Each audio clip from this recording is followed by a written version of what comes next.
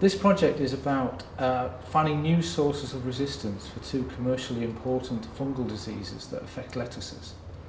The diseases are called Botrytis cinerea, which you would know as grey mould, and Sclerotinia sclerosiorum, which hasn't got a common name really, but people won't be so familiar with that because it affects crops in the field just before harvest.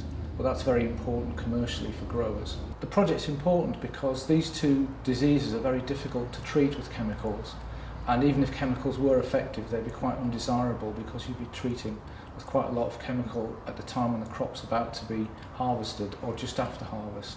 It's important to look at an approach using breeding and genetics to introduce resistance into the plants so they don't have to have any extra treatment added to them. Our approach for this project is to try to find a novel way of engineering resistance in the plants.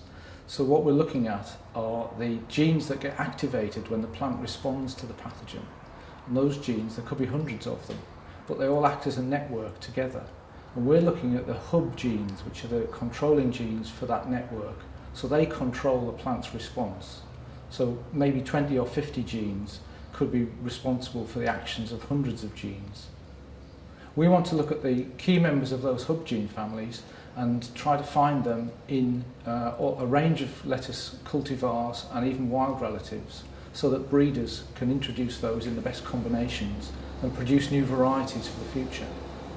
So I've been starting the experimental work for the project. We've started by undertaking a detached leaf assay where we take leaves from that we know are either resistant or susceptible to the pathogen, which is in this case Sclerotinia, and also offspring from those parent plants. We do the detached leaf assay by dabbing a drop of inoculum onto each of the leaves in a tray of agar and leaving it for a few days to see how the lesions develop, to see which of the leaves are susceptible or resistant to the inoculum. In the detached leaf assay, we found differences in susceptibility to Sclerotinia in different plants. If our approach is successful, a lot of these hub genes could be conserved in other crop species. So we might be able to apply the same sort of strategy to finding resistance to these same diseases in other crops. This is a collaborative project between universities, industry and the levy bodies.